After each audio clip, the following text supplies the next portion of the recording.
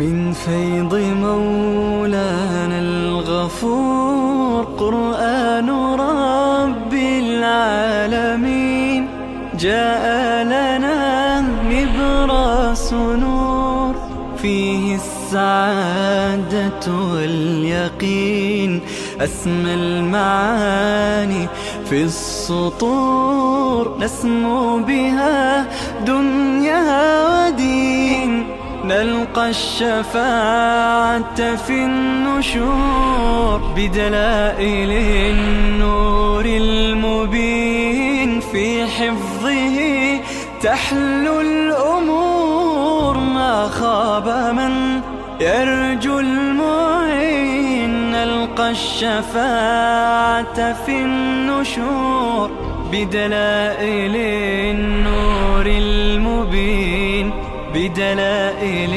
النور المبين.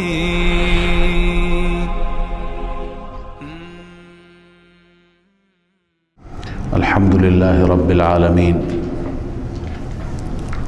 والعاقبة للمتقين والصلاة والسلام على سيدنا سيد الأنبياء وخاتم النبيين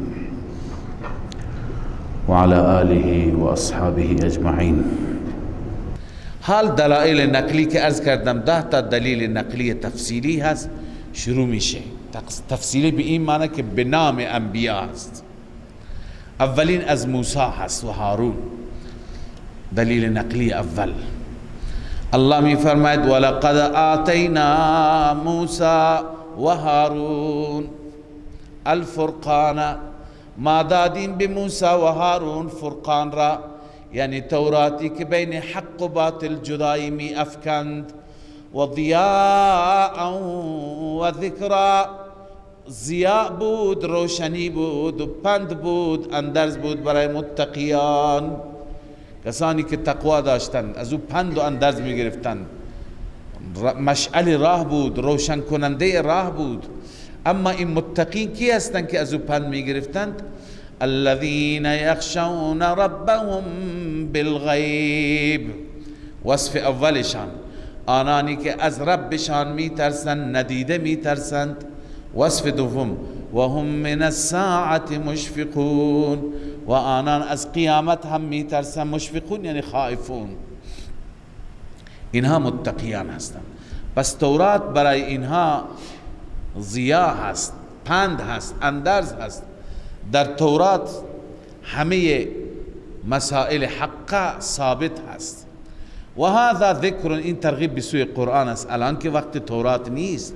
و هذا ذکر مبارک انزلناه، این قرآن پند و اندرز مبارکی هست که ما نازل کردیم. افانتم له منکرون، آیا شما این انکار میکنید؟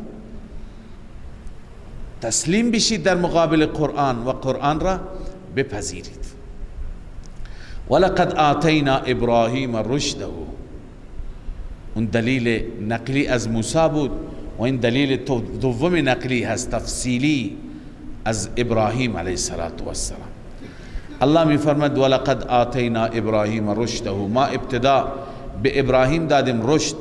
رشد به معنی هدایت، مسیر صحیح، مسیر درست. من قبل یعنی قبل از نبوت او بر مسیر درست بود.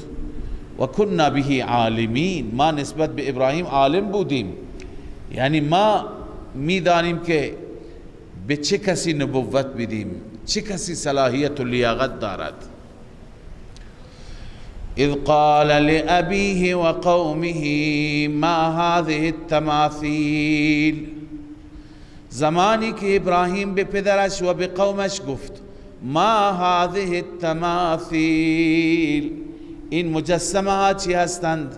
التي انتم لها عاکفون، مجسمه هایی که شما برای اونها نشستید، معتکفید، شب و روز اطراف اینها جمع هستید. اینا چی هستند؟ ببین تماثیل جمع تمثال است. تمثال به معنی مجسمه. این مجسمه ها را آنها به شکل انسان هایی که اون انسان ها صالحین بودند و از بین رفته بودند به شکل اونها درست کرده بودند. و به شکل چیزهای مختلف، حتی به شکل ستاره ها، چون ستاره هم می پرستیدن، به هر شکل مجسمه را درست کرده بودند. به شکل فرشته ها، فرشته هم می پرستیدن. نه هر چی که در ذهن اونا، کسی فرشته که ندیده ولی در ذهن اونها هر تخیلی از فرشته بود، به همون شکل مجسمه را دیدید. انسان ها گاهی نقاشی میکشند، تو نقاشی میبینیم پری هست، این پری را کجا دیده؟ یک تخیلی ازش دارد، یک تصوری ازش دارد. پس اونها مجسمه هر چیز درست کرده بودند. کانت علی ما قیل صور الرجال، بر اساس اون چی که گفته شده مجسمه های مردان بود. یعتقدون فیهم، اون مردانی که معتقد بودن اینا به اونها، و قد انقرضوا، منقرض شده بودند، در دور گذشته رفته بودند. و قیل کانت صور الکواکب، و میگویند حتی صورتهای کواکب و ستاره ها بودند. صنعوها حسب ما تخیلوها، اونها را بر اساس تخیل خودشان درست میکردند. خب ابراهیم گفت این مجسمات چی هستند که شما انتم لها عاکفون، یعنی لاجل عبادتها مقیمون، به خاطر عبادتشون اطرافشون شما حلقه زدید و نشستید. قالوا وجدنا آباءنا لها عابدین، آنان گفتم ما پدرانمان را دیافتیم که اینها را عبادت کردند. فقلدناهم، ما از اونا تقلید میکنیم. قال لقد کنتم انتم و آباؤکم فی ضلال مبین، جواب خلیل، همانا شما بودید، شما و پدرانتان در گمراهی آشکار که شما بت عبادت میکنید. قالوا اجئتنا بالحق، اونا اول باور نمی کردن، گفتن آیا پیش ما حق آوردی؟ یعنی واقعی راست میگی یا شوخی میکنی؟ ام انت من اللاعبین، یا بازی میکنی با ما؟ باور نکرده ابراهیم اینطور توهین بکنه و قبول داشته نباشه بتا را. گفتن اجئتنا بالحق، آیا به حق داری صحبت میکنی و حق پیش ما آوردی یا بازی میکنی؟ سبحان الله. ابراهیم گفت قال بل ربكم رب السماوات والارض، قبلا لا العب مقدر است، بل لا العب، نه من بازی نمی کنم، من شوخی نمی کنم. بل ربكم، بلکه میگویم، بل اقول، من میگویم ربكم رب السماوات والارض الذي فطرهن، رب شما رب آسمان هاست و رب زمین، آن ربی که فطرهن، آنها را پیدا کرده. و انا علی ذلکم من الشاهدین، من بر این مطلب گواهی میدهم که من الشاهدین، از گواهان به این معنی که با دلیل ثابت میکنم. المعنى ابین بالدلیل ما اقول، قرطبی میگه شاهدم به این معنی که با دلیل آنچه که هست میگویم. و تالله لاکیدن اصنامکم، سوگند به خدا با بتهای شما من یک کاری میکنم، یک تدبیری میکنم. کید به معنی مکر و توطئه هست، تدبیر و برنامه ریزی هست، یعنی برای بتهای شما من فکری میکنم. بعد ان تولوا مدبرین، بعد از اینکه شما برید پشت داده، شما پشت بدید و برید جای دیگه، من کاری با اونها میکنم. چه کار کرد؟ فجعلهم جذاذا، اونا را تکه کرد. الا کبیرا لهم، مگر همون بتی که بزرگتر بود، بزرگتر چه از نظر جثه چه از نظر رتبه و مقام، رئیس بقیه بتها بود. لعلهم الیه یرجعون، چرا این کار را کرد؟ که شاید اونها به سوی ابراهیم برگردند. یعنی چه؟ از ابراهیم بپرسند که چرا اینها شکستند. چرا؟ این دو قول هست، یکی به ابراهیم برگردند، یکی به اون بت بزرگ برگردند. به بت بزرگ برگردند و از او بپرسند که چرا اینا شکستند تو نشکستی،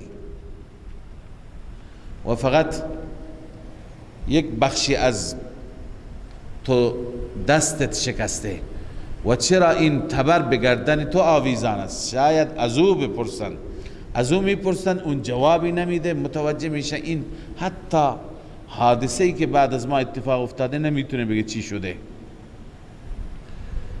یا اینکه یرجعون برگردن به ابراهیم، از ابراهیم بپرسن چرا این کار را کرده. اون وقت ابراهیم دیگر استدلالش باز میشه، میگه ببینید همینها خدای شما هستند که نتونستند از خود دفاع بکنند. لذا وقتی که آمدند از اون جشنشان، از اون بدرشان که از شهر بدر شده بودند، قالوا من فعل هذا بآلهتنا انه لمن الظالمین، چه کسی این کار را کرده با خدایان ما، همانا اون از ظالمان است. قالوا سمعنا، یک گروهی دیگه گفتند ما شنیدیم، فتن، یک جوانی بود که یذکرهم، اینها را یاد میکرد به بدی. جلالین گفته یعیبهم، عیب اینها را بیان میکرد. یقال له ابراهیم، به او ابراهیم میگویند فلعله الذی فعل ذلك بهم. روح المانی، شاید همون فرد این کار را کرده با اونها. قالوا فأتوا به على اعین الناس، بیاورید او را جلوی چشم مردم. اعین الناس یعنی بمرء منهم، جایی که مردم ببینند. لعلهم یشهدون، شاید مردم همه حاضر بشند. حاضر بشن چی؟ یکی این که یشهدون به معنای یحضرون عقوبتنا له، همه مردم حاضر بشند، حاضر بشند ببینند که ما چطور ابراهیم را شکنجه میدیم تا بقیه درسی باشد. دیگه کسی جرأت نکند بر علیه خدایان لب بگشاید. یک معنی یشهدون به این معنی هست ای یحضرون عقوبتنا له. تفسیر مدارک. دوم این که نه، یشهدون به معنی گواه است، گواه باشند. یعنی ما در ملأ عام ما از ابراهیم بپرسیم، مردم هم ببینند که او داره بر علیه خدایان صحبت میکنه، اون وقت ما بتونیم راحت محاکمهش بکنیم، حجتی برای ابراهیم، بر علیه ابراهیم قائم باشه. هدف ابراهیم هم همین بود که در ملأ عام از او پرسیده بشه، در ملأ عام دلایلش خودش را بگه تا مردم ایمان بیاورند، عقیدهشون نسبت به خدایان باطل سست بشه. لذا آوردنش. وقتی که آورد اینجا اندماج است. القصه ابراهیم را آوردن، مردم را جمع کردند، همه الان بازجویی شروع شد. قالوا اانت فعلت هذا بآلهتنا، آیا تو انکار را کردی با آلهه ما، با معبودان ما یا ابراهیم، ای ابراهیم؟ قال بل فعله، اونا میگفتن بل فعله. بل فعله اگر متصل بخوانیم میشه فعله کبیرهم، این کار را بزرگشون کرده. کبیرهم هذا، این بزرگه. فاسألوا، بپرسید اگر صحبت میکند. اما اینطور خلاف میشه، کبیرشون نکرده بود. به این خاطر بعضی از علما اینجا توجیه میکنن، میگویند که اینجا توقف است. بل فعله کبیرهم هذا، فعله ای فعله فاعل، فعل من فعل، هر کسی کرده. کبیرهم هذا، بزرگتری چون این بوده، از اون بپرسید. خودش کرده، کسی دیگه کرده. پس فعله اینجا توقف. یروى عن الکسائی انه کان یقف عند قوله بل فعله. کسائی اینجا توقف میکرد، ثم یبتدی، تفسیر کبیر، بعدا از اینجا ابتدا میکرد کبیرهم هذا. متوجه هستید؟ چنانچه بقیه میگویند که ابراهیم علیه السلام منظور ابراهیم همین بود. و رابعها انه کنایت عن غیر مذکور، فاعل فعله کی است؟ مذکور نیست. ای فعله من فعله، هر که کرده. و کبیرهم هذا ابتداء الکلام، تفسیر کبیر. به هر حال الله می فرماید کبیرهم هذا فاسألوهم ان كانوا ينطقون، بزرگشان این است، سوال کنید از او اگر سخن میگوید. فرجعوا الى انفسهم فقالوا انکم انتم الظالمون، اینها به خود برگشتند، یعنی با خود فکر کردند، بعد از این به این نتیجه رسیدن، به خود گفتند انکم انتم الظالمون، ظالم شمایید نه ابراهیم. ابراهیم نیست، شمایید ظالم که عبادت میکنی کسی را که نمیتونه صحبت کنه، ماجرا را بگه که چی شده. ای انکم انتم الظالمون به عبادت من لا ینطق بلفظة، عبادت کردید کسی را که یک لفظ نمیتونه صحبت کنه. ولا یملک لنفسه لحظه، برای نفسش یک لحظه مالک نیست. و کیف ینفع عابدی و یدفع عنهم البأس، پس اینها چطور عابدین خودشون را میتوانند که نفع برسانند و مشکل و مصیبت را از عابدین دور کنند، از خود نمیتونند. بله. ثم نکسوا علی رؤوسهم، نکس سرنگون شدن را میگند، یعنی سرانشون افکنده شد، افتاده شد. این کنایه از شرمندگی بی حد است. انسان خیلی شرمنده بشه سرش را خیلی پایین میگیره، زیاد مبالغه. اونها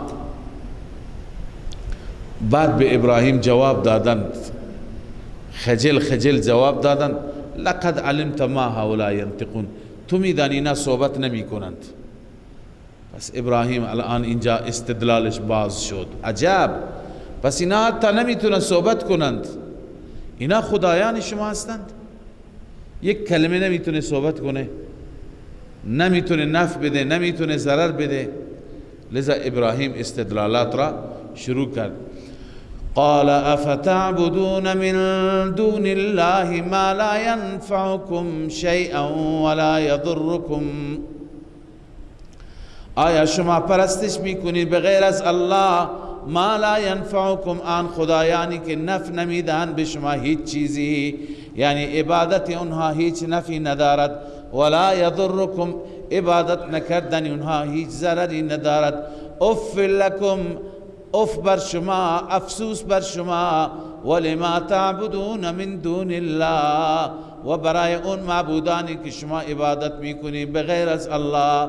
افلا تعقلون، آیا شما خرد ندارید، شما عقل ندارید؟ قالوا حرقوا، اونا در جواب ابراهیم چی گفتن؟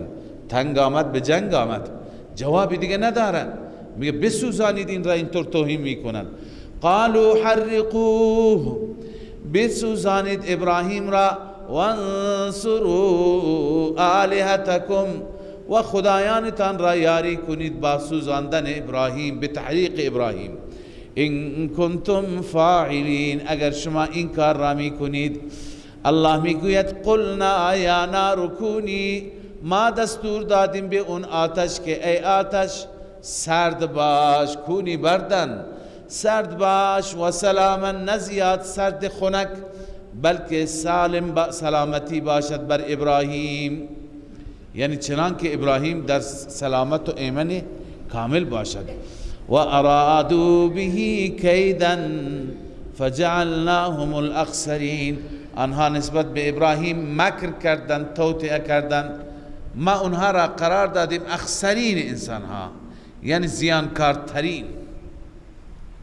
و نجیناه و لوطا الى الارض التي بارکنا فيها للعالمین، ما نجات دادیم او را، یعنی ابراهیم را و لوط را. ابراهیم علیه السلام در کجا بود؟ جای ابراهیم شهر بابل بود، بابل عراق یا بابل. و بعضی گفتن، در بعضی تفسیرات دیدم که اهواز بود. اون زمان عراق و ایران یکی بود دیگه، اهواز بود. ابراهیم علیه السلام بابل و اهواز با هم نزدیکند، اونجا بود. وقتی که قوم ابراهیم را شکنجه داد و نتونست بسوزاند، ابراهیم دستور هجرت را دریافت کرد. لذا ابراهیم از اونجا حرکت کرد. الله میفهمه ما او را نجات دادیم و لوط را.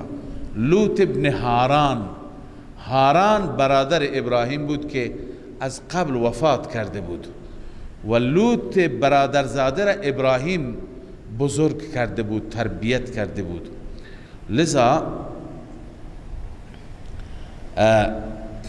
ما لوط را هم با ابراهیم نجات دادیم و بردیم به الی الارض التي بارکنا فیها للعالمین، به سرزمینی که در اون سرزمین برکات دینی و دنیوی دادیم برای عالمیه. دینیش واه بر انبیا و دنیویش رونقی که اونجا دارد، آبادی و شادابی که اونجا دارد. و بعد از اون به برکت دعای ابراهیم و وهبنا له اسحاق و یعقوب النافله، ما اسحاق و یعقوب را به عنوان نافله دادیم، به عنوان عطیه، به عنوان هدیه. شاه عبدالقادر گفته انعام، پاداش. و کلا جعلنا صالحین، هر یک را صالح قرار دادیم، اسحاق را، یعقوب را از بندگان خاص. و جعلناهم ائمه، اینها را امام و پیشوا برای مردم قرار دادیم که یهدون به امرنا، اونا به امر و به دستور ما مردم را راهنمایی می کردند. و اوحینا الیهم فعل الخیرات، ما به اونها وحی کردیم کارهای خوب را، یعنی علم دادیم که چی کار بکنند.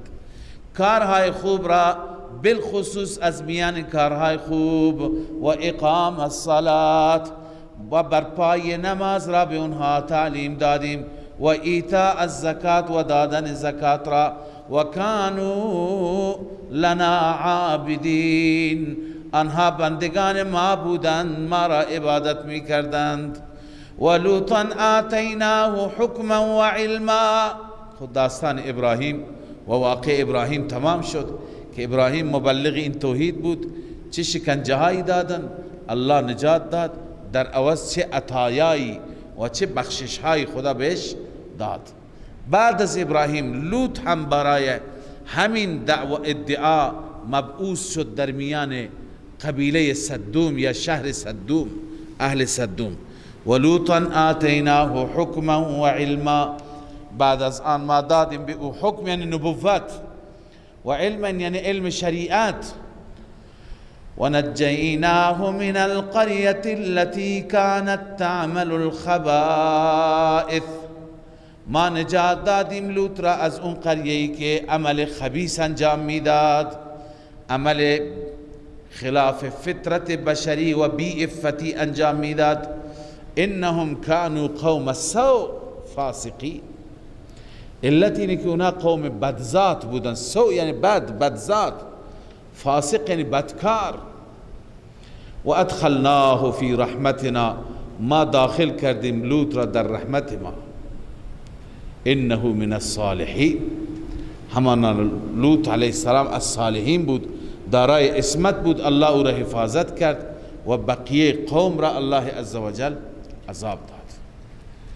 و نوحا اذ نادى من قبل فاستجبنا له فنجيناه وأهله من الكرب العظيم ونصرناه من القوم الذين كذبوا بآياتنا إنهم كانوا قوم سوء فأغرقناهم أجمعين. در بحث دلائل نقلی و سلسله دلائل نقلی از انبیاء علیهم الصلوات و التسلیمات بودیم. ستا دلیل نقلی از موسی، ابراهیم، لوط خواندیم که برای اثبات توحید آمدند و قوم که نپذیرفت به عذاب گرفتار شدند. حال دلیل نقلی تفصیلی از سیدنا نوح علیه السلام، اما از آنجایی که زمان نوح علیه السلام قبل از اینها بود میخوانیم و نوحا اذ نادا من قبل، ندا کرد الله را قبل، یعنی قبل از زمان ابراهیم. فاستجبنا له، ما اجابت کردیم. یعنی نوح علیه السلام هم ما را فریاد زد، هم از ما استمداد طلبید، از ما کمک خواست. پیامبر اولوالعزم خدا بود، ما اجابت کردیم. فنجیناه و اهله من الکرب العظیم، او را نجات دادیم و اهل و عیالش را نجات دادیم از مصیبت بزرگ. مصیبت بزرگ همین طوفان بود که شدید و مدید بود، طولانی هم بود، شدید هم بود. و نصرناه من القوم الذين كذبوا بآیاتنا، او را نجات دادیم، این او را نصرت کردیم. این بیان استجابت است. چگونه؟ فاستجبنا له، او را یاری کردیم، یاری رساندیم از قومی که تکذیب میکردن آیات ما را. نوح را یاری کردیم و قوم را گرفتار. انهم كانوا قوم سوء فاغرقناهم اجمعین، اونها قوم بدی بودن، سوء، بدذات، بدفطرت، همه را ما غرق کردیم، همه را نابود کردیم و نوح را نجات دادیم. این دلیل چهارم بود، دلیل نقلی چهارم. و حال دلیل پنجم از داوود و سلیمان علیه السلام، پدر و پسری که هم پادشاه بودند و هم نبی بودند، پیامبر بودند. الله می فرماید و داوود و سلیمان اذ یحکمان فی الحرث، داوود و سلیمان زمانی که آنها داوری کردند درباره یک کشت، یا کشتزاری بود یا درخت، باغ درختان انگور بود. اصل جریان این بود که در زمان داوود علیه السلام ای بنده خدایی گوسفندان خودش را به حال خود رها کرد در شب و توجهی نکرد. این گوسفندان رفتن در کشتزار کسی، در زراعت کسی یا در باغ انگور کسی و تمام باغ را خراب کردند، درختان را شکستند و شاخها را شکستند، یا زراعت را هم خوردند هم خراب کردند، لگدمال کردند، هیچی برایش نماند. او آمد و پیش داود علیه السلام شکایت کرد. داود او را خواست، اون مقصر تشخیص داد. بعد از اینکه مقصر تشخیص داد، برآوردی که کرد، ضرر و زیانی که بر او وارد شده بود، ضرر و زیان به اندازه قیمت گوسفندان بود. پس گوسفندان این را گرفت و به او داد تا که زیانش، ضررش جبران بشه. سلیمان علیه السلام از دور نظارگر بود. بعد از اینکه دو طرف برگشتند، یکی راضی بود یکی ناراضی بود. به یکی گوسفند رسیده بود راضی بود، اما صاحب گوسفند ناراضی بود که ضرر کرده بود، ولی خب حقش بود. چرا گوسفندان خودش را حفاظت نکرد تا به مردم ضرر وارد کنند؟ سلیمان وقتی که پرسید که پدر چه فیصله کرد، اونها فیصله را گفتند. گفت که اگر من بودم یک راهکار بهتری، راه حل بهتری بلد بودم. حضرت داود از طریقی متوجه شد و شنید که سلیمان انتقاد دارد و پیشنهاد بهتری دارد. از سلیمان خواست که تو پیشنهاد چیه؟ سلیمان علیه السلام گفت که پیشنهاد من اینه که گوسفندان را به صاحب باغ بده، اما نه به صورت ملک، به صورت عاریه، به صورت امانت، تا ازشون استفاده بکند، و باغ را تحویل بده به صاحب گوسفندان تا اون باغ را اصلاح بکند، کار بکند، تا زمانی که کار میکند، باغ را اصلاح میکند، درست میکند، هر چند طول میکشد، گوسفندان در دست صاحب باغ باشد، از شیرشان، از پشمشان هر نوع استفاده میکند بکند، تا اینکه باغش را بیارد به همون جای برسوند که روز اول بود. بعد از اون باغش را به همون شکل سالم با همون محصولات قبلی تحویل بدهد و گوسفندان خودش را تحویل بگیرد. حضرت داود علیه السلام پسندیدند، مجدد خواست و داوری سلیمان را عملی کرد، اجرایی کرد. این را قرآن ذکر کرده. و داود و سلیمان اذ یحکمان فی الحرث، زمانی که آنها داوری کردند در کشت، اذ نفشت فیه غنم القوم، زمانی که نفشت به معنی رعت لیلن، در شب چریدند. نفش میگویند که گوسفندان در شب به حال خودشون رها میشند و هر جا دلشون میخواد میرند، هر جا که در شب بچرند. و کنا لحکمهم شاهدین، ما نسبت به حکم آنها گواه بودیم، حاضر بودیم.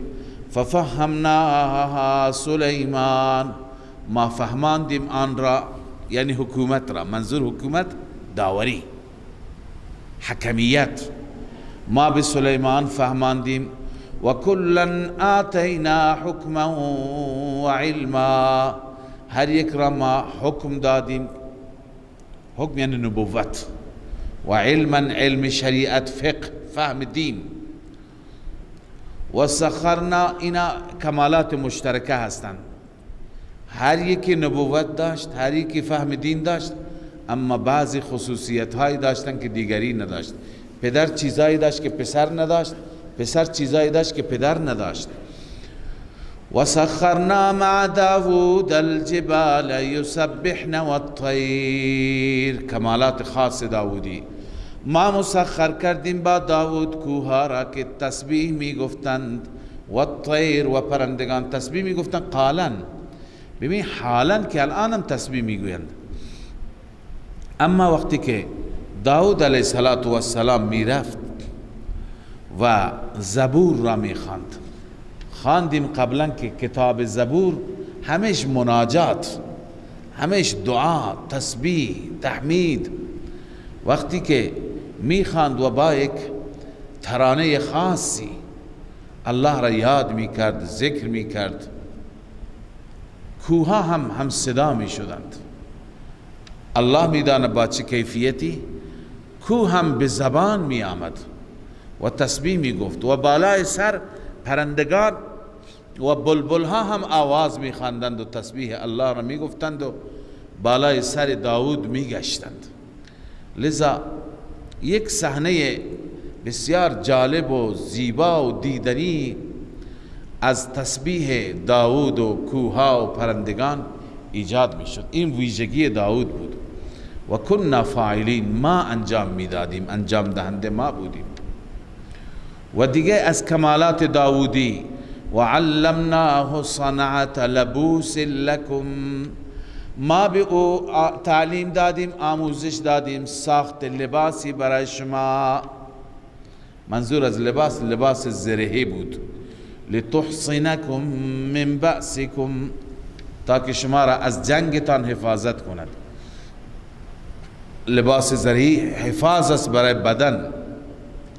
فهل انتم شاکرون، آیا شما شکر میکنی؟ استفهام طلبی، یعنی بله می طلبت که شما شکر کنید، تشکر و سپاس از الله داشته باشید به خاطر این نعمت ها. ولسلیمان الریح عاصفا، این کمالات خاص سلیمان است. الله می فرماید برای سلیمان ما مسخر کردیم، ای سخرنا، مسخر کردیم برای سلیمان باد را در حالی که عاصف وزنده بود، می وزید. در اختیار سلیمان بود. حتی در آیات دیگری میخوانیم که هرگاه سلیمان میخواست به جای سفر بکند، بر تخت می نشست، همه ارکان سلطنت می نشستند، به دستور سلیمان باد تخت را بلند می کرد و آرام آرام می برد، مثل هواپیماهای امروز. و هر جایی که می خواست، غدوها شهر و رواحها شهر، یعنی مسیر یک ماه را در یک صبح یا در یک شام، یک بیگاه، مسیر یک ماه را می پیمود. لذا الله می فرماید ولسلیمان الریح عاصفة تجری بامره الى الارض، که جاری بود اون باد به امره، یعنی به امر الله، الى الارض التي بارکنا فیها، به سوی سرزمینی که ما برکت انداختیم در آن سرزمین، یعنی سرزمین شام. و كنا بكل شيء عالمین، ما به هر چیز عالم و آگاه بودیم، ما انجام میدادیم. و من الشیاطین من یغوسون، و همچنین مسخر کردیم، تابع کردیم از شیاطین و جنات، من یغوسون له، کسانی که برای سلیمان غواصی می کردند، در دریا می زدند و به قعر دریا می رفتند، برای او مروارید و تمام زیورالات را از دریا جمع می کردند. و یعملون عملا دون ذلك، و انجام می دادند کارهایی بغیر از این، بناء مسجد، ساخت دیگها که در سوره صاد میاد. و كنا لهم حافظین، ما حافظ اونها بودیم، یعنی اون جنات را کنترل می کردیم که اونها از دستور سلیمان سرپیچی نکند. لذا این دلیل پنجم شد نقلی از این دو پیامبر که اینها را هر کاری که انجام میداد برای اونها الله انجام میداد. پس اونها خودشون کاره نبودن، مدبر، متصرف، گرداننده امور کی بود؟ الله بود. و ایوب اذ نادى ربه انی مسنی الضر، و ایوب زمانی که ندا کرد ربش را، بار الها به من ضرر رسیده، به من مریضی رسیده، و انت ارحم الراحمین، تو ارحم الراحمین هستی. ایوب علیه السلام از الله عزوجل خواست و که او را شفا بدهد، مریضی را از او دور بکند. ایوب علیه السلام یکی از انبیاء و بندگان صالح الله عزوجل بود و ایوب را هم میگویند که از نوادگان حضرت ابراهیم بود از طریق اسحاق علیه السلام، اما نه از فرزندان یعقوب، بلکه بغیر از یعقوب عنوس یا فنوس از اون طریق بود و در خانه ایوب نوه حضرت یوسف بود، یعنی همسرش نوه حضرت یوسف. ایوب هم خدای عزوجل بهش مال زیاد داده بود، سرمایه هم زیاد داشت و بسیار دیندار بود، عابد بود، زاهد بود. در روایت های تفسیری که زیاد مورد اعتماد هم نیستند، این آمده که الله عزوجل از این بنده اش ایوب تعریف کرد. شیطان لعین گفت که این که کمالی نیست، همه چیز دارد، مال دارد، اولاد دارد، امکانات دارد، لذا تو را عبادت می کند، چاره‌ای بجز عبادت ندارد، خوشحال است، شاد است. اگر نداشت تو عبادت می کرد، اون وقت میگویند که خدای عزوجل مال و اولادش را از بین برد. مال زیاد داشت، والله اعلم، میگویند که 7000 گوسفند داشت، 3000 شتر داشت، 500 جفت گاو داشت و 500 تا الاغ داشت. خیلی حیوانات و مال داشت و 7 پسر داشت، 3 تا دختر داشت. یه روزی یک روز حادثه افتاد. حیوانات در چراگاه ها می چریدند و مشغول بودند و فرزندان حضرت ایوب در یک دعوتی، در یک مراسم یه جای نشسته بودند، در یک خانه که به امر الله عزوجل بادی آمد، طوفانی آمد که با خودش آتشی همراه داشت، همه حیوانات را از بین برد و از طرفی چنان شدید بود که سقف اونجا فرو ریخت. اولادش تمام زیر آوار جان دادن، 10 فرزندش یک جا فوت کرد. والله اعلم تو تفسیرها اینجور نوشتند. همزمان یکی آمد خبر داد که تمام مالها سوختند، تمام گوسفندان و شترها مردند، از بین رفتند. ایوب علیه السلام بنده صابر بود، شکر خدا به جا گفت که کسی دیگه آمد و خبر داد که همه فرزندانت کشته شدند، مردند. باز هم ایوب به جا آورد و شروع کرد به عبادت و به طاعت. همه را خدا مال را هم ازش گرفت و اولاد. بعدن خدا گفت الان چی؟ شیطان گفت اون که سالم، تندرست، نعمت سلامتی دارد، هر وقت مریض شد و عبادت کرد. الله عزوجل مریضی آورد. بعضی گفتن مریضی برس و مریضی پیس بود، بعضی دیگه مریضی ها گفتن چنان مریض شد که اهل شهر تحملش نکردند. یه گوشه ای از شهر، در حاشیه شهر یه جایی قرار گرفت. بهرحال ایوب علیه السلام شب و روز عبادت میکرد، شب و روز راز و نیاز با ربش داشت، تا اینکه آخر به سر رسید مریضی و ایوب خیلی اذیت شد، ولی هیچ لحظه از رب و از یاد حق غافل نماند. و داستانش را میخوانیم در سوره های صاد و غیره که زنش از بس که زنش فقط مونده بود و کارها را انجام میداد، میرفت برای مردم کار میکرد، پولی در می آورد، برای ایوب غذا و دوا می خرید، تا اینکه شیطان به جلوش ظاهر شد و میخواست فریبش بده. زن با ایوب بازگو کرد. ایوب علیه السلام گریه کرد و از خدا خواست که این آسیب را، این مریضی را، مصیبت را دور کند که مال رفت، جان رفت، اولاد رفت، سلامتی و تندرستی رفت، الان خطر ایمان هم هست. الله تعالی دعایش را اجابت کرد و می فرماید همه چیز را برگرداندیم، که بعضی از مفسرین معتقدن برگرداندن بچه ها به این معنی که اون اولاد را الله دوباره زنده کرد. لذا این دلیل نقلی ششم از ایوب است. الله می فرماید و ایوب اذ نادى ربه انی مسنی الضر.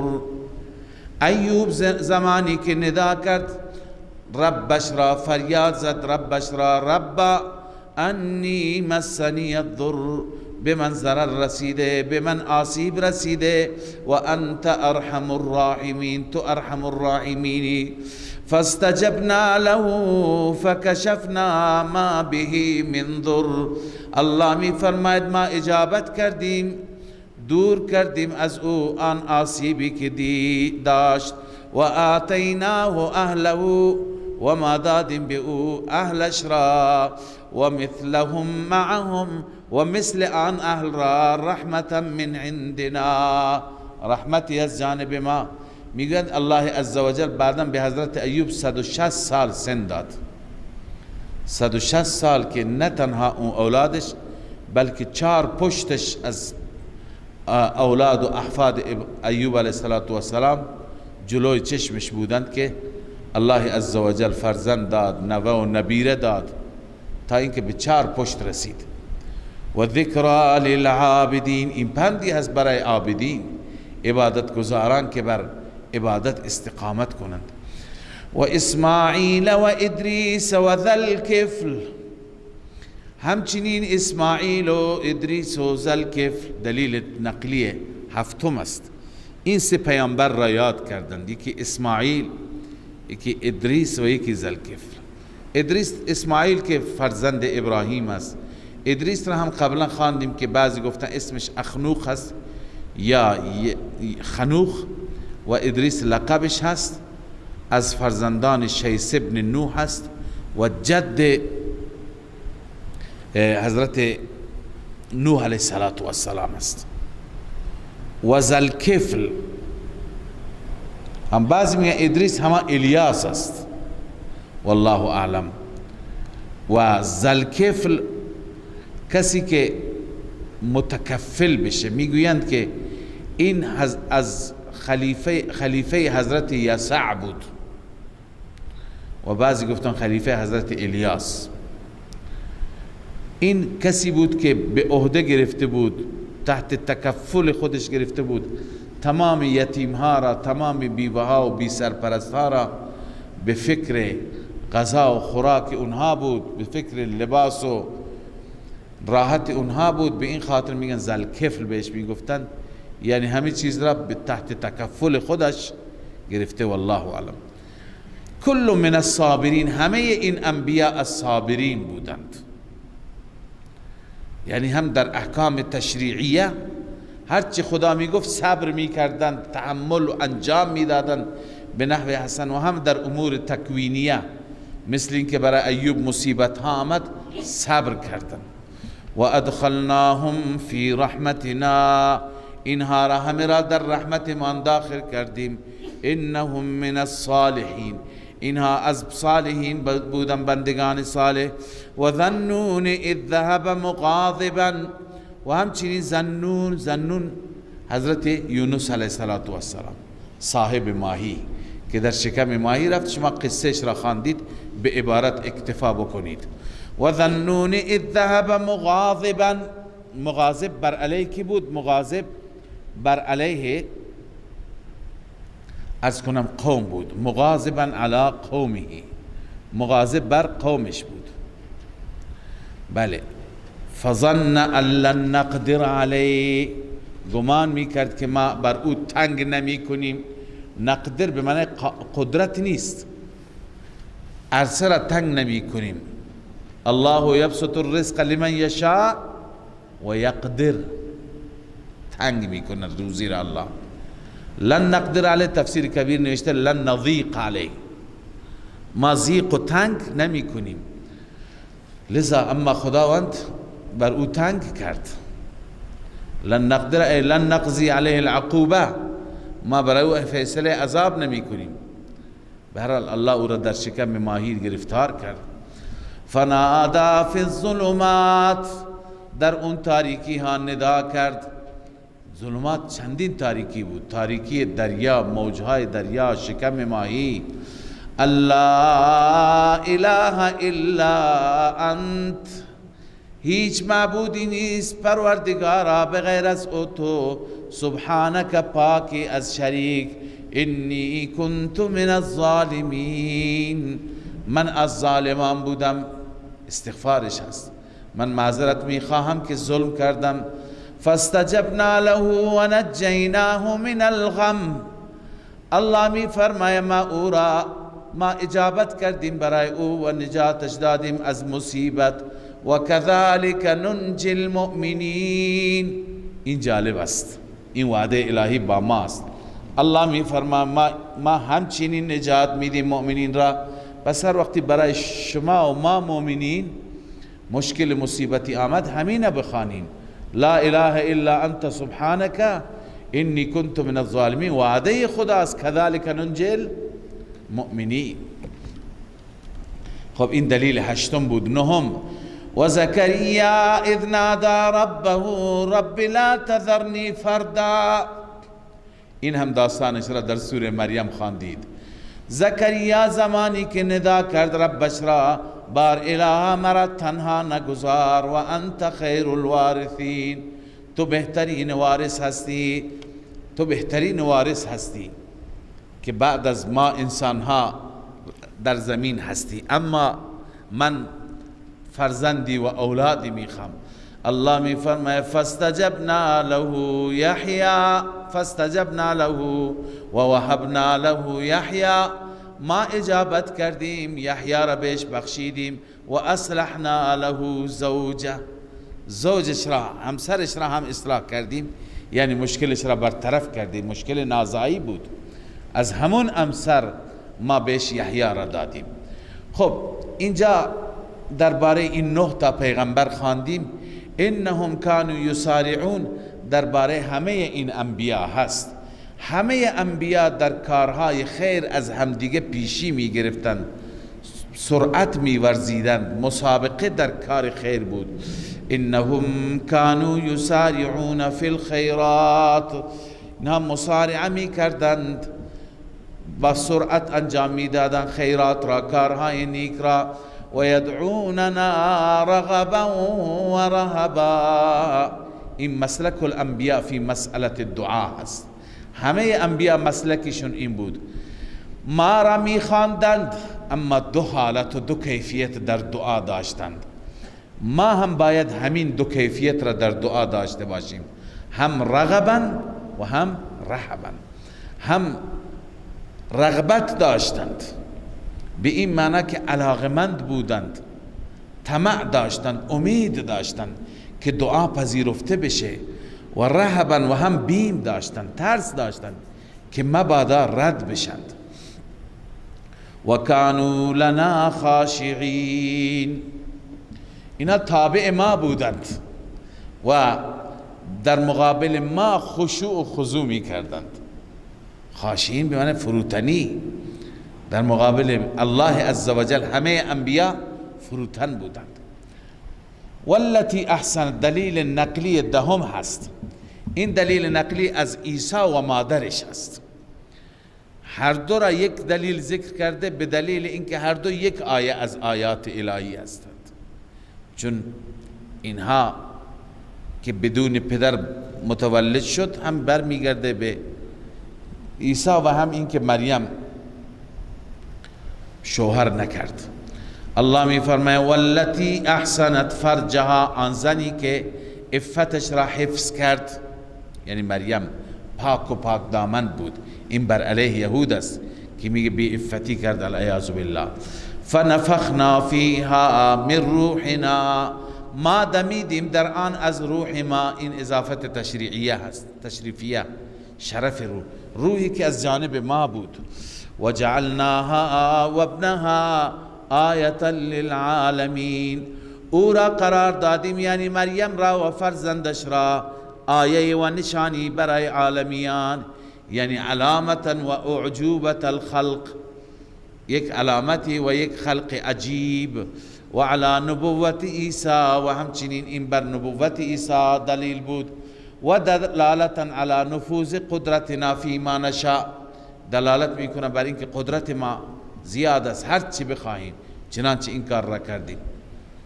ان هذه امتکم امه واحده، بعد از ذکر این 10 پیامبر الله میفرماید این هست امت شما، یعنی طریقه توحیدی شما، امه واحده، که این امت واحد است، همه اینها بر یک روش بودند. و انا ربکم فاعبدون، خلاصه این طریقه چیه؟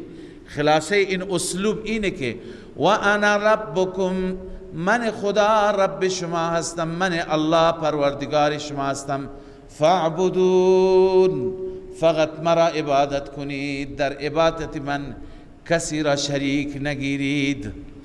پس همه انبیا وقتی که بر توحید بودن، اختلاف از کجا آمد؟ الله می فرماید و تقطعوا امرهم بینهم، امرشان را بین خودشان تکه تکه کردن.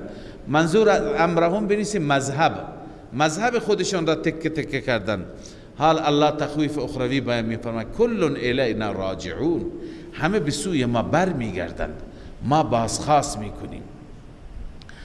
فمن یعمل من الصالحات، بعد از اینکه الله عزوجل درباره همه این انبیا بیان فرمود عقاید اونها را، حال الله تعالی درباره اعمال کسانی که عمل صالح انجام بدن بشارت بیان می فرماید.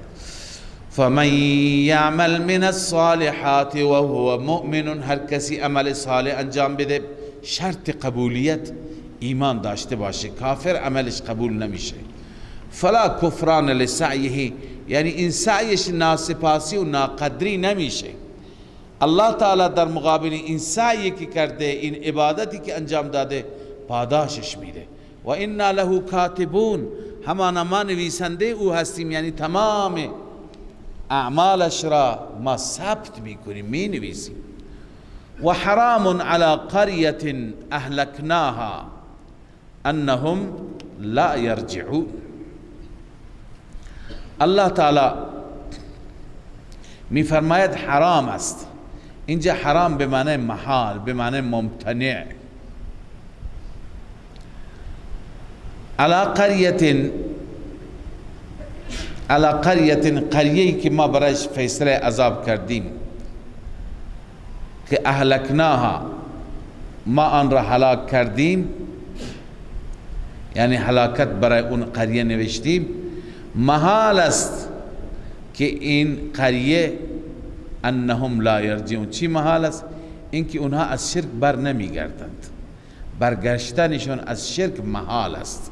یک تفسیر اینه، چنانچه گفته المعنى و ممتنع علی قریة، ممتنع و محال است بر قریه‌ای که قدرنا هلاکها، ما هلاکت برای این قریه را مقدر کردیم. او حکمنا، یا ما فیصله کردیم که این قریه باید چی بشه؟ هلاک بشه. محال است، چی محال است؟ رجوعهم الینا، ای توبتهم، اینا بر نمیگردن از کفر، اینا بر نمیگردن از شرک، بلکه چی؟ اینها بدون کفر بدون ایمان می روند. اما بعضی دیگه توجیه می کنند که حاصل همین یکی هست. شیخ رحمه الله می فرماید که حرامون خبر مبتدا محذوف است. مبتدا محذوف چیه؟ الایمان، یعنی الایمان حرام علی قریة اهلکناها، بر قریه‌ای که ما فیصله هلاکتش بکنیم ایمان حرام است. این مبدل منه هست. انهم لا یرجعون بدل است. حرام است یعنی چی؟ یعنی این که انهم لا یرجعون، ای لا یرجعون عن الشرک. قال مجاهد والحسن لا یرجعون ولا یتوبون عن الشرک، از شرک توبه نمی کنند. لذا الله می فرماید که انهم لا یرجعون، اینها توبه نمی کنند حتی اذا فتحت یأجوج و مأجوج. این زمان همه توبه می کنند ولی توبه درد نمی خورد. تخویف اخروی. حتی زمانی که گشوده می شوند، باز کرده می شوند یاجوج و ماجوج، یعنی آزاد می شوند. بعضی ها که می گویند معتقدند یاجوج و ماجوج، خب بعد از این که سد ذوالقرنین بسته شد محبوس هستند تا نزدیک قیامت. اما ما عرض کردیم که یاجوج و ماجوج یک عجوبه نیست، همین انسانهای فعلی هستند، انسانهایی که ظلم میکنن بر انسانیت، مثل تاتارها، مغولها، چنگیزها و اینهایی که بر بلاد وقتی چیره میشوند تار و مار میکنند. خب اینها در قرب قیامت هم ناگهان بر همه بلاد چیره میشن، مسلط میشن، همه اهل دین را از بین میبرند، مسلمانان را میکشند، خودشون میمانند تا اینکه عذاب خدا بر اونها میاد. حتی اذا فتحت یأجوج و مأجوج، حتی وقتی که یأجوج و مأجوج گشوده میشوند، و هم من کل حدب ینسلون، از هر بلندی ینسلون، بس به سرعت به سوی پایین میآیند. معلوم میشه طرفهای شمال هستند، از اون سمت به سمت پایین، به سمت جنوب می آیند و شهرها را بلاد را تصرف می کنند. ینسلون یعنی یسرعون. خب بعضی گفتند که منظور از یاجوج و ماجوج یعنی تمام خلق هست، تنها یک قوم خاص که یاجوج و ماجوج که اولاد یافس ابن نوح هستند اونها مراد نیستند. ببینید این قول ابن مسعود است. ثم قیل فی الذین ینسلون من کل حدب، اینایی که از هر بلندی سریع و تند تند می آیند گفته شده انهم یاجوج و ماجوج و هو الازهر. ظاهر همین است و هو قول ابن مسعود و ابن عباس. اما بعضی گفتن وقیل جمیع الخلق، همه خلق از بلندی میان پایین. کجا؟ به میدان محشر. وقیل جمیع الخلق فانهم یحشرون الى الارض الموقف، به اون جایی که موقف حساب و کتاب است اونجا میاند. و هم یسرعون من کل حدب، از هر بلندی به سرعت به سوی اون میدان صاف میاند. والله اعلم. واقترب الوعد الحق، الله می فرماید اون وعده حق نزدیک است. فاذا هی شاخصه ابصار الذین کفروا، در این هنگام پایین است چشمان کسانی که کفر کردند. آنها پشیمان نادمند. یا ویلنا، میگویند ای افسوس بر ما، قد كنا فی غفلت من هذا، همانا ما در غفلت بودیم از این قیامت. بل كنا ظالمین، بلکه ما ظالم بودیم.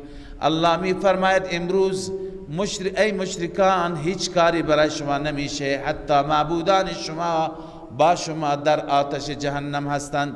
انکم و ما تعبدون من دون الله، همانا شما و آنچه که شما عبادت میکنید بغیر از الله، حسب جهنم، شما اخگرها و زغال روشن جهنم هستید. انتم لها واردون، شما برای آن وارد میشید، یعنی آن جهنم را وارد میشید. حال الله استدلال میگیره بر نفی الوهیت اونا. اگر اونا خدا بودن به جهنم نمی رفتن. لو کان هؤلاء آلهة ما وردوها، اگر آنها آلهه و معبود بودند وارد نمی شدن جهنم را. و کل فیها خالدون، هر یک از اینها در جهنم همیشه میمانند. عابد و معبود، منظور از معبود اونهایی که برای عبادت خودشون راضی بودن، تشویق میکردند. لهم فیها زفیر، بلای آنها در جهنم زفیر است، یعنی آه و فغان است، سر و صدا هست. انین و بکاء عویل، گریه طولانی. و هم فیها لا یسمعون، اونها هیچ چیزی نمیشنوند از بس که سر و صدا است. بله، وقتی که این آیه نازل شد یکی از سردسته های مشرکان به نام ابن الزبعری خیلی خوشحال شد، خندید، گفت که جواب محمد را من دارم. مشرکان گفتن چیه جوابش؟ گفت که به محمد میگوییم که اگر معبودان هم در جهنم هستند پس عیسی عبادت میشه، او هم در جهنم هست. عزیر هم عبادت میشه، اونم در جهنم است. اون دوتا که باشند ما راضی معبودان ما هم باشند. یعنی شما عیسی و عزیر را پیامبر میدانی، هیچ وقت اونها را اعتقاد ندارید که در جهنم باشند. الله تعالی جواب داد. مشرکان خوشحال شدن به این اعتراض، اما الله پاسخ داد ان الذين سبقت لهم من الحسنى، بدون شک آنانی که از جانب ما برای آنان حسنا یعنی نیکی نوشته شده، سبقت کرده یعنی قبلا فیصله شده. حسنا چند تفسیر داره. یکی نیکی هست، مراد جنت هست، یا اینکه مراد از حسنا رحمت است، یا توفیق عبادت و طاعت است. یعنی کسانی که صاحب توفیقند، اهل بهشتند، رحمت خدا بر اونها است. قبلا الله فیصله کرده برای آنان. اولئک عنها مبعدون، آنان از جهنم فاصله دارند، دورند. لا یسمعون حسیسها، نمیشنوند حسیس آن را، یعنی صدای خفیف آن را.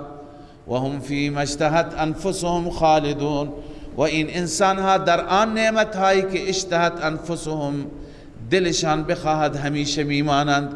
لا يحزنهم الفزع الاکبر. الله می فرماید که آنان را غمگین نمی کند فزع اکبر.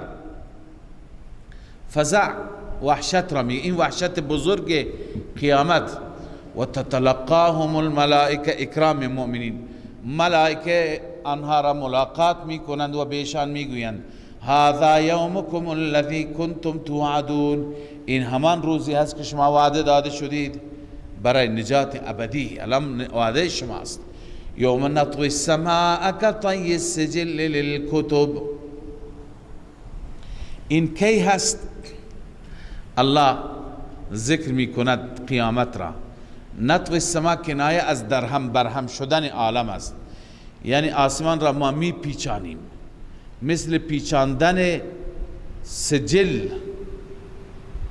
سجل گفتن معنی منشی هست و بعضی گفتن سجل معنی پرونده، مثل عرض کنم پیچاندن منشی للکتب، مکتوبات را، نوشته ها را. ببینید پرونده ای که یک طولانی باشد بعدا اون را جمع بکنن می پیچند، در قدیم اینطور می پیچند. لذا مثل همین که یک پرونده پیچونده میشه، آسمان پیچونده میشه و جمع میشه. کما بدأنا اول خلق نعیدو، همان گونه که ما آغاز کردیم در اول پیدایش همچنین ما بر میگردانیم، یعنی دوباره انسان را می آفرینیم. وعدا علینا، این وعده هست بر ما، انا کنا فاعلین، همانا ما انجام میدیم. حال وقتی که قیامت برپا بشه، آسمان پیچونده بشه، جمع بشه، ستاره ها، خورشید، هر یکی مأموریتش تمام بشه، چه اتفاقی می افتد؟ بشارت اخروی. الله می فرماید ولقد کتبنا فی الزبور من بعد الذکر، همانا ما در زبور نوشتیم بعد از ذکر. بعد از ذکر منظور از ذکر یا صحف ابراهیم علیه السلام است یا بقیه کتاب های آسمانی مثل صحف موسی و تورات. بعد از بقیه ذکر، پند و اندرس ها، صحف ابراهیم، صحف موسی، ما در زبور نوشتیم ان الارض یرثها، همانا سرزمین. منظور از سرزمین چیه؟ سرزمین بهشت. ان الارض لله نتبوأ من الجنة. ارض در چندین جای قرآن آمده به بهشت گفته میشه. نورثها من یشاء من عبادی، یرثها عبادی الصالحون، بندگان من که صالح هستند، موحدند، آنها وارث بهشت میشوند. ما در زبور نوشته بودیم بعد از اینکه در صحف ابراهیم هم نوشته بودیم. بعضی گفتن مراد از ارض مقدسه هست، یعنی شام، بیت المقدس. عاقبتاً بندگان صالح من وارث می شوند. ان فی هذا لبلاغا لقوم عابدین، در پایان هم ترغیب الی القرآن هست و هم دلیل وحی هست. الله می فرماید همانا در این قرآن بلاغ هست، پیام الله هست، رسوندن پیام هست، اما لقوم عابدین، برای قوم عبادت گزار. و ما ارسلناک الا رحمتا للعالمین، ما نفرستادیم تو را ای محمد صلی الله علیه وسلم مگر رحمتی برای عالمیان، برای جهانیان. ببینید رحمتی هست برای همه جهانیان. من قبلا خدمت شما عرض کردم منظور از جهانیان فقط مسلمانان نیست. رسول الله برای مسلمان و غیر مسلمان رحمتی هست، به دلیل اینکه با وجود رسول الله، به برکت دعای رسول الله بر این امت عذابهای مثل پیشینیان، عذابهای همگانی، دست جمعی، عذابهای خطرناک و وحشتناک مثل خسف و غرق و اینها نمیاد، تبدیل به خنزیر و تبدیل به قرده نمیآید. عن ابن عباس ان کان محمد رحمتا لجمیع الناس، ابن عباس میگه برای همه مردم رحمته.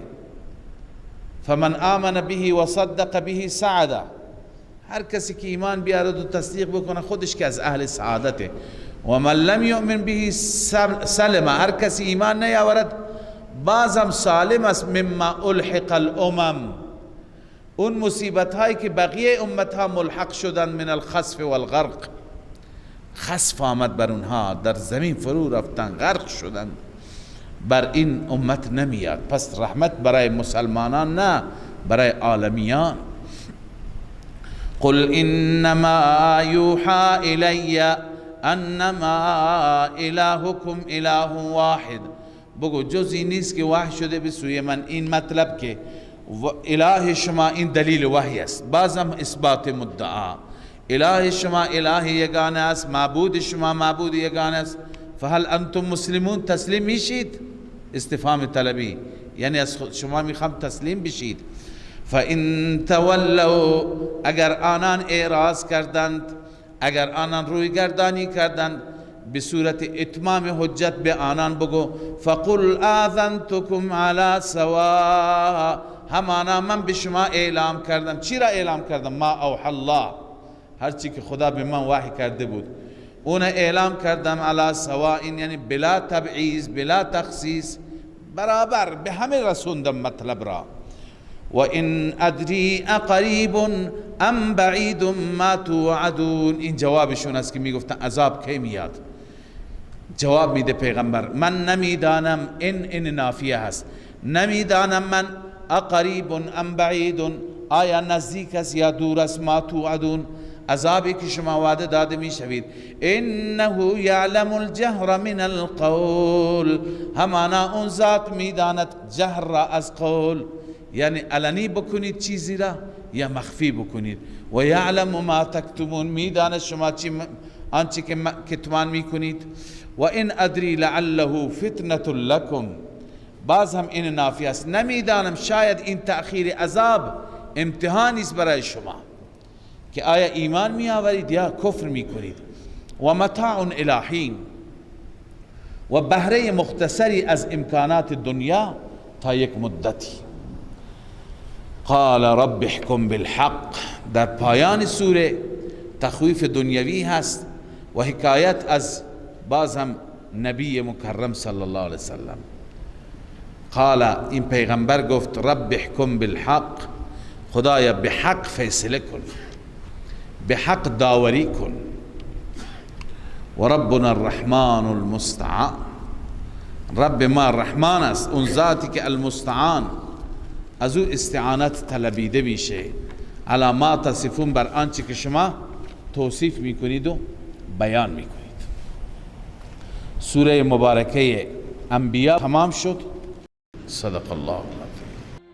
من فيض مولانا الغفور قرآن رب العالمين جاء لنا نبراس نور فيه السعادة واليقين أسمى المعاني في السطور نسمو بها دنيا ودين نلقى الشفاعة في النشور بدلائل النور المبين في حفظه تحلو الأمور ما خاب من يرجو المعين نلقى الشفاعة في النشور بدلائل النور المبين بدلائل